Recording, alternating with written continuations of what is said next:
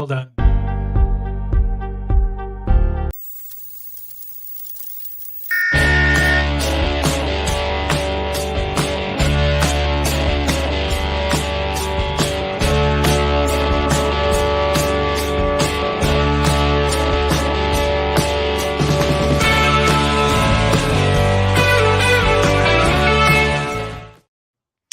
Good morning. Welcome to another great edition of Money Truth Moments with our very own money whisperer, Judy Kopenbarger. How are you, Judy?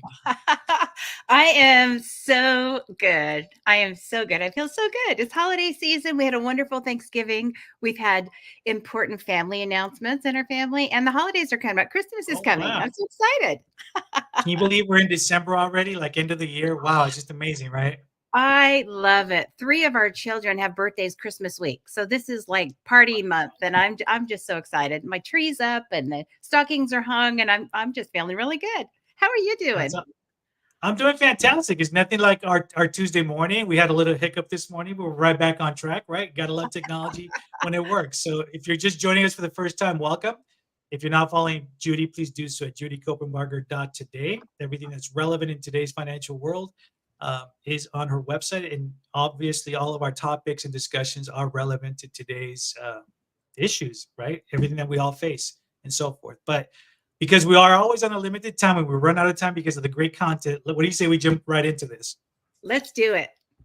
So, as we're approaching the end of the year, all right, there's a lot of things that come to mind.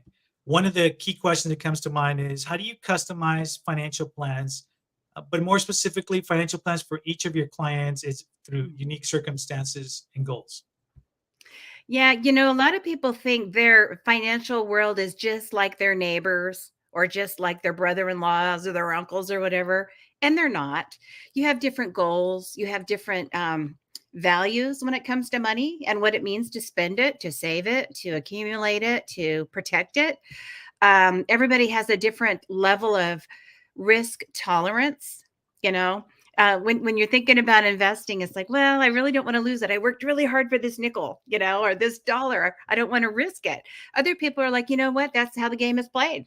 And they're more comfortable. And it's interesting. Usually couples don't come down to, there's this whole spectrum of risk. They don't come down to exactly the same spot on that spectrum. And so it's really fun to work with couples to manage that risk. Sometimes they each have their own portfolios with their own risk tolerance attached to them because they just can't, stomach what the other one is doing. It's like, you're not earning enough. Well, you're taking too much risk. So risk tolerance is a big thing. Time horizon, it's different when you're planning in your 30s as when you're planning in your 60s. Because if you need your money to last X number of years, that number of years has drastically changed, right? So you might need more money or less money. Maybe you're playing catch up in your later years. The kinds of investments that you have, some people want to see it, touch it, feel it, smell it, gold, silver, they want real estate where they've got the dirt, Other people are fine just having it be a across the board, a bunch of S&P stocks, right? Other people like to do bonds or interest instruments at the bank. So all of those things really come together to make a customized plan. And one thing I would want as a takeaway for anyone listening to this, if you're new here, is everything should be customized. You're not a number. You're not a statistic. You're not like everybody else. You have your own process, your own way of getting there, your own idea of what it means to be financially responsible and to be financially successful. So you might use a template to get started.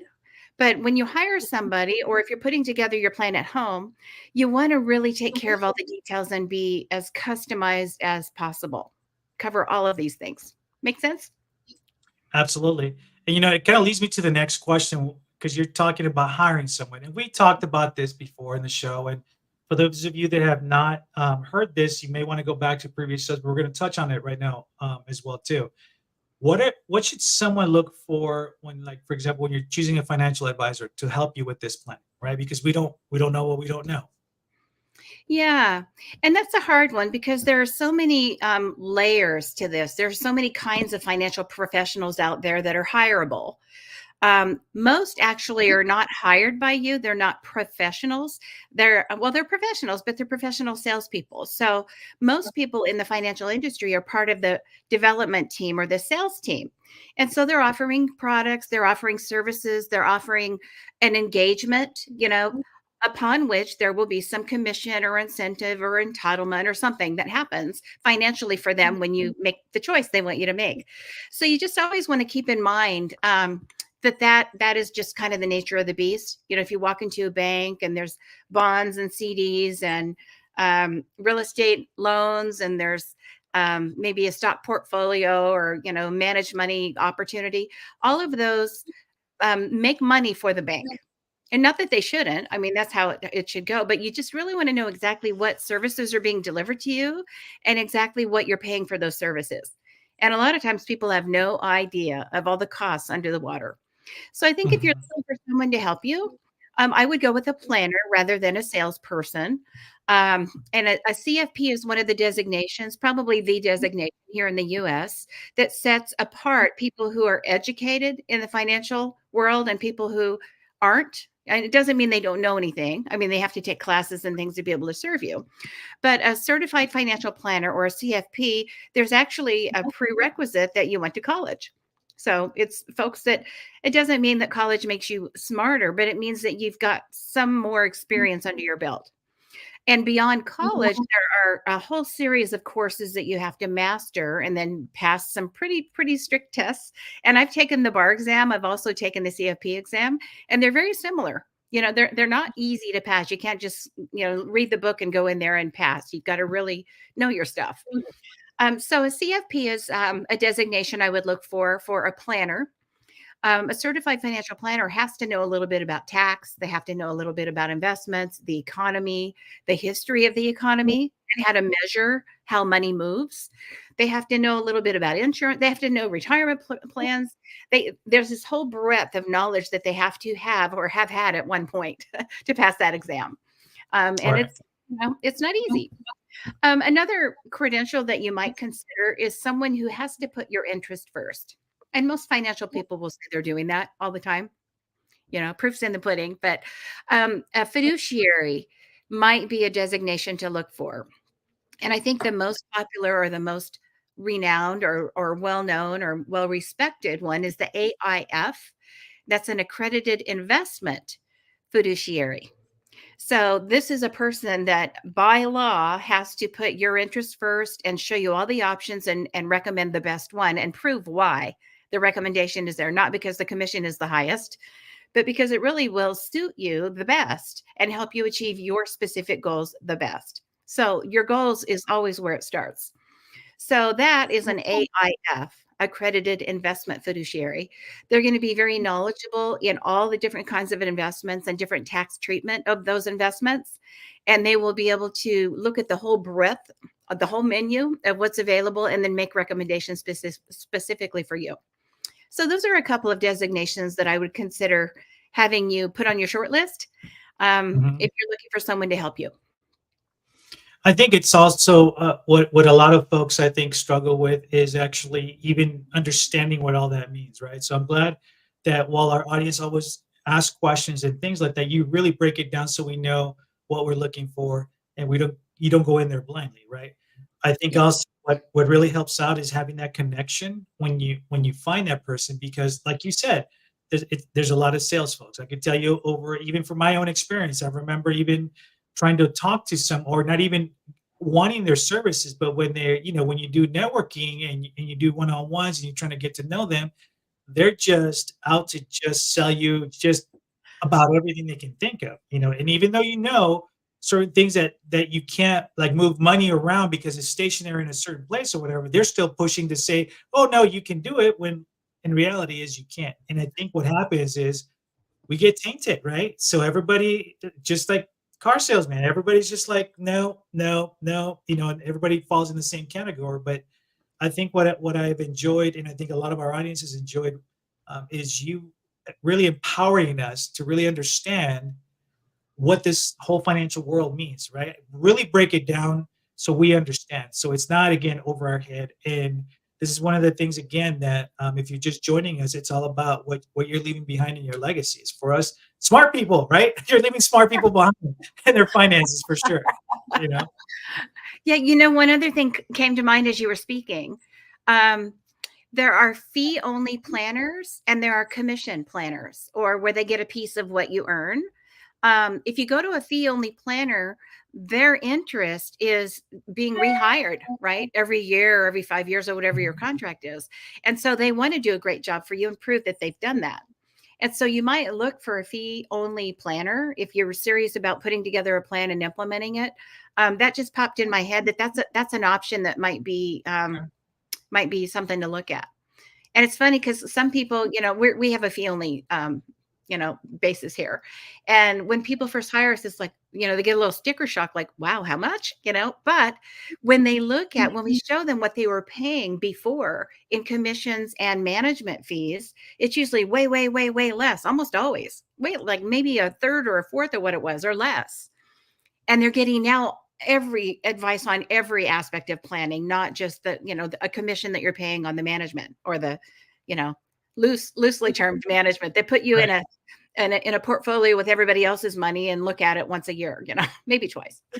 So, but yeah, those are just things to look out for people looking for a good plan.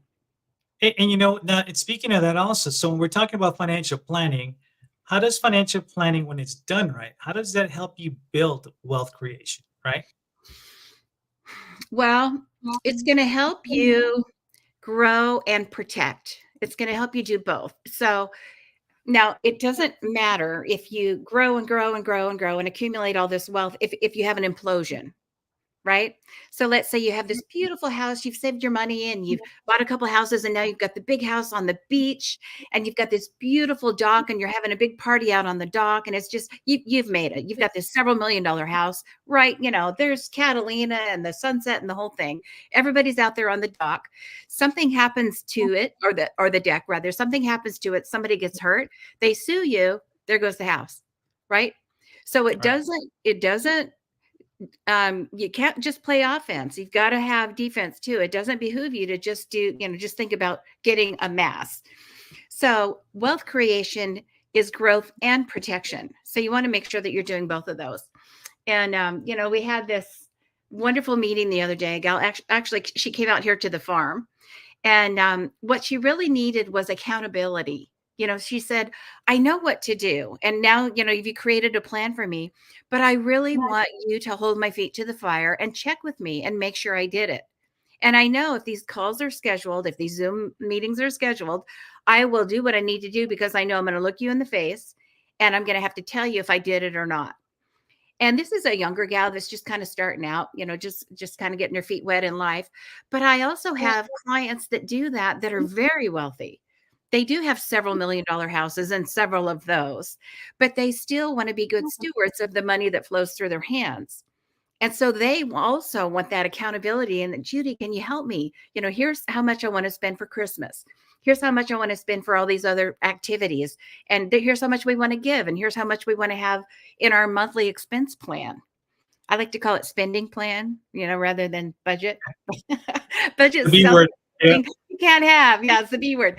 It's kind of like diet. Who wants to do a diet? But an eating plan sounds luxurious, right? Yeah. But really, it's this accountability. It's what a planner can do for you is say, here's where you want to go.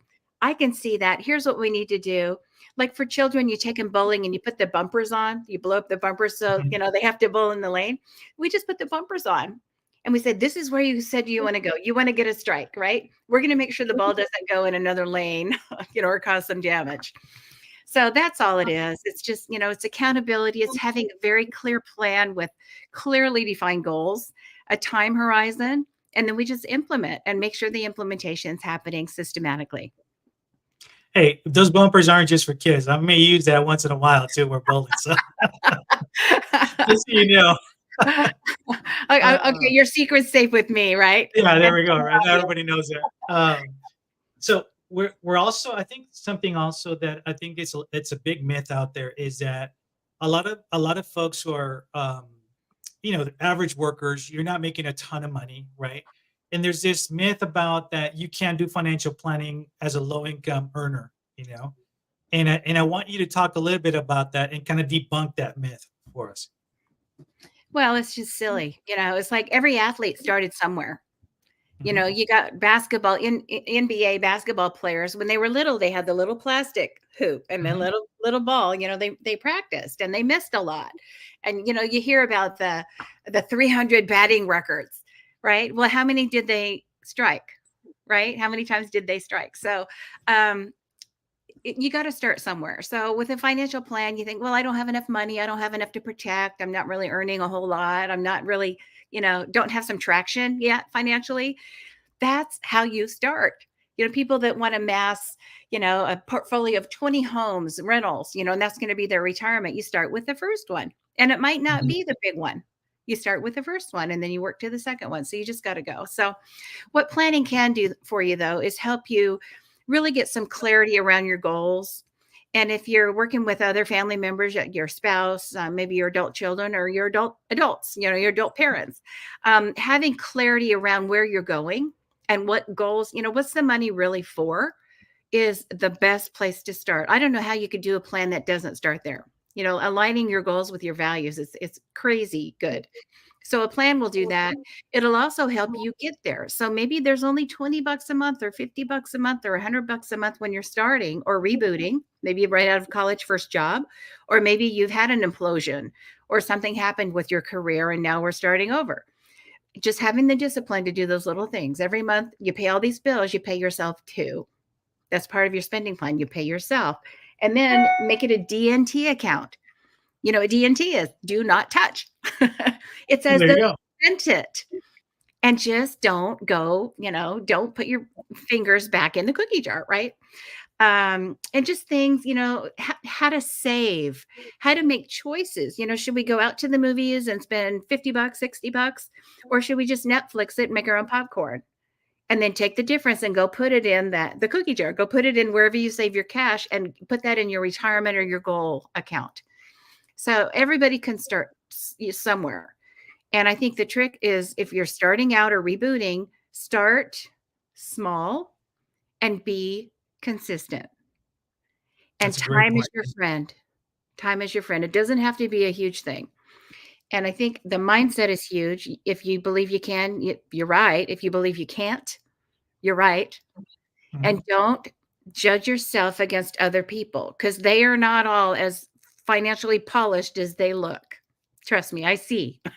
I see the Mhm. numbers, and not everybody, you know, is where they'd like to be.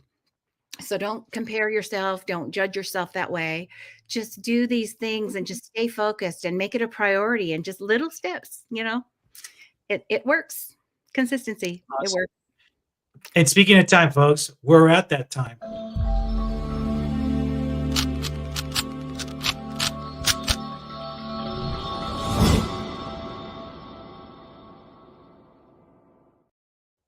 It's Challenge our Money Truth time. Challenge time. Yeah, exactly. It's What do you got challenge. for us today? Challenge time. Well, I think a couple of points, that I was thinking about through this conversation, some of the questions that you asked.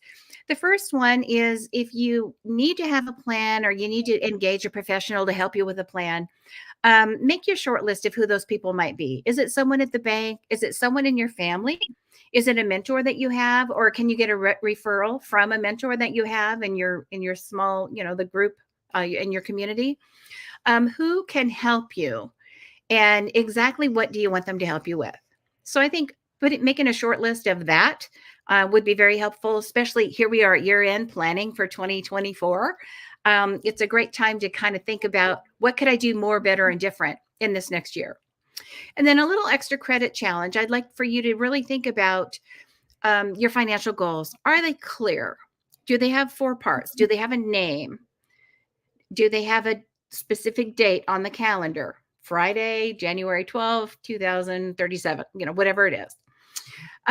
Do they have a dollar amount that's very specific? And then finally, what will the outcome be when you achieve that goal? What are you thinking and what are you feeling now that you're there?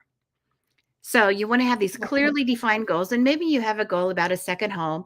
Well, where is it? How much does it cost? Is it going to be an initial investment down payment, or are you going to pay cash? Are you going to mortgage it? What kind of rates are you going to be looking for? Get really specific. And then I would even get pictures. Get the dream board, the vision board is Mhm. powerful because your brain doesn't know it's not real. It's going to happen. And I've got proof in my life and in my family's lives of dream boards that we go, yep, got it, got it, got it. That happened. That happened. Stuff that was like way out there. Now, I haven't gone to Mars yet, but we have a kid or two that would like to do that with me. We'll see. Right. But all the other stuff on this planet that somebody can do that I wanted to do, pretty much all of it has happened. And so I just keep expanding that. Awesome. It's amazing. So your challenge is get clear on your goals. And if you need somebody to help you, make a short list of who that might be. That's your challenge. All right. You've heard the challenge, folks. If you have any questions, please don't hesitate to let us know as well. And if you're just joining us, please watch the beginning of the show. It's been a fantastic show filled with a lot of Judy's wisdom, which is always great. And if you're not following her, please do so at judykopenbarger.today. Remember, we're here every Tuesday morning at 8 a.m., replays on Thursdays at 8 p.m. Judy, any last parting words? Make it a great week and stay grateful. Awesome. Until next week, we'll see you guys. Take care. Bye bye.